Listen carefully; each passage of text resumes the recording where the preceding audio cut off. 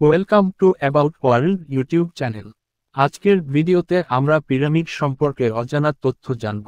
প্রাচীন মানব সভ্যতার ইতিহাসে পিরামিড একটি বিস্ময়কর স্থাপত্য নিদর্শন।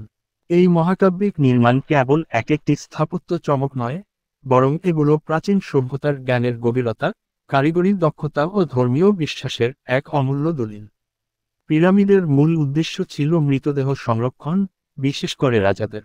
তখনকার বিশ্বাস অনুযায়ী মৃত্যুর পরও আত্মা টিকে থাকে এবং সে তার দেহে ফিরে আসতে পারে। তাই রাজাদের দেহ সংরক্ষণের জন্য নির্মাণ করা হতো এক অদ্ভুত কাঠামো, যা বহির্বিশ্বের যে কোনো শত্রুর আক্রমণ থেকে সুরক্ষিত রাখতে সক্ষম। এই কাঠামোই পরবর্তীকালে পরিচিত হয়েছে পিরামিড নামে। প্রাচীন মিশরীয় সভ্যতা পিরামিড নির্মাণে যে দক্ষতা ও পরিশ্রমের পরিচয় দিয়েছে, তা আজকের আধুনিক প্রযুক্তির যুগেও বিস্ময়কর মনে হয়। একটি পিরামিড নির্মাণে ব্যবহৃত প্রতিটি পাথরের খণ্ড ওজনের দিক থেকে অনেক ভারী ছিল।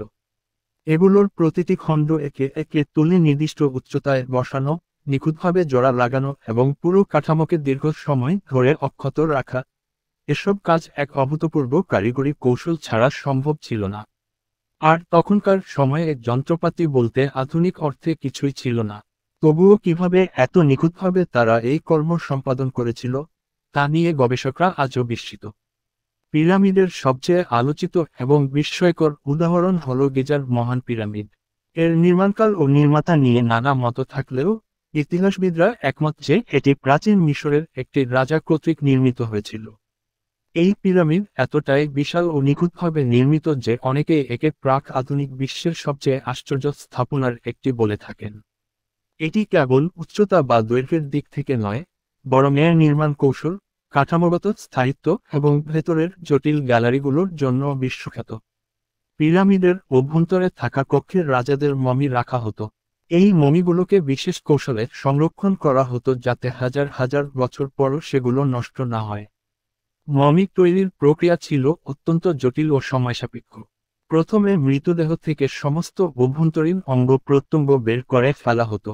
এরপর বিশেষ ধরনের লবণ ও তেল দিয়ে দেহকে পরিশ্রুত করা হতো এবং পরে কাপড়ের মুড়ি দীর্ঘ সময়ের জন্য সংরক্ষণ করা হতো।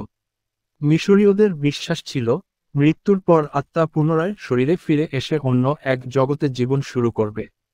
আর সেই জগতের রাজারা যেন রাজকীয় মর্যাদা নিয়ে প্রবেশ করতে পারে, তাই তাদের মৃতদেহে এত যত্ন সহকারে সংরক্ষণ করা হতো। পিরামিডের আশেপাশে সাধারণত আরও ছোট ছোট পিরামিড ও সমাধি দেখা যায়। এসব ছিল রাজপরিবারের সদস্যদের জন্য। কেউ কেউ মনে করেন, উচ্চপদস্থ পুরোহিত বা প্রশাসনিক কর্মকর্তারাও পিরামিডের মতো কাঠামোতে সমাধিস্থ হতেন। পিরামিডের চারপাশে বিভিন্ন দেবদেবীর মূর্তি, ধর্মীয় চিত্রকর্ম ও লিপি খোদাই করা থাকত। এগুলোর মাধ্যমে তারা পরজগতের জীবনের প্রস্তুতি গ্রহণ করতেন এবং দেবতাদের কৃপা প্রার্থনা করতেন। একটি পিরামিড নির্মাণে হাজার হাজার শ্রমিক ও কারিগরের সমন্বয়ে একটি সুবৃহৎ দল কাজ করত। প্রাচীন ইতিহাসবিদদের ধারণা, এসব শ্রমিক কোনো দাস ছিলেন না, বরং তারা পারিশ্রমিকপ্রাপ্ত ও প্রশিক্ষিত কর্মী ছিলেন। বহু বছর ধরে একটি পিরামিড নির্মাণে নিয়োজিত থেকে তারা এক অনন্য ইতিহাস রচনা করেছিলেন। খাদ্য, বিশ্রাম ও চিকিৎসার সুব্যবস্থাও এসব কর্মীদের জন্য রাখা হতো। তারা নির্দিষ্ট শিফটে কাজ করত এবং কখনো কখনো উৎসব বা ধর্মীয় উপলক্ষে পিরামিড নির্মাণ কাজ বন্ধও থাকত। বহু বছর ধরে পিরামিড নিয়ে নানা গবেষণা হয়েছে। কেউ কেউ মনে করেন পিরামিডের নকশা জ্যামিতির এক অপূর্ব নিদর্শন। এর প্রতিটি কোণ, দৈর্ঘ্য ও বিন্যাস এমনভাবে পরিকল্পিত ছিল যাতে প্রাকৃতিক শক্তি যেমন সূর্যালোক, বাতাস বা পৃথিবীর চৌম্বকীয় তরঙ্গের প্রভাব কাঠামোর ভিতরে অনুকূল পরিবেশ সৃষ্টি করতে পারে। আধুনিক বিজ্ঞানীদের মতে, পিরামিডের নির্মাতারা হয়তো সেই সময়ে প্রকৃতির অনেক সূক্ষ্ম শক্তিকে বুঝতে ও ব্যবহার করতে সক্ষম হয়েছিলেন। পিরামিড নিয়ে আরও একটি রহস্যজনক বিশ্বাস হল, এগুলো গ্রহবাসীদের সহায়তায় নির্মিত হয়েছিল। এই তত্ত্বের কোনো বৈজ্ঞানিক প্রমাণ না থাকলেও বহু মানুষ আজও মনে করেন, প্রাচীন মিশরীয়রা হয়তো কোনো অজানা শক্তির সাহায্য পেয়েছিল। তবে ইতিহাসবিদ ও প্রত্নতাত্ত্বিকদের মতে, এই ধরনের চিন্তা মূলত আধুনিক মানুষের অজ্ঞতা বা অতীন্দ্রিয় কল্পনার ফসল। বাস্তবে পিরামিড নির্মাণ প্রাচীন মানুষের মেধা, পরিশ্রম ও সংগঠনের ক্ষমতারই ফল। পিরামিড শুধু মিশরেই নয়, বিশ্বের নানা স্থানে বিভিন্ন ধরনের পিরামিড দেখা যায়। যেমন মেসোপটেমিয়া, চীন, মেক্সিকো, পেরু এবং সুদানেও পিরামিড জাতীয় কাঠামোর অস্তিত্ব পাওয়া গেছে। এসব অঞ্চলের পিরামিড গঠন বা ধর্মীয় তাৎপর্য মিশরের পিরামিডের মতো নয়, তবে উদ্দেশ্যের দিক থেকে অনেকটা মিল রয়েছে।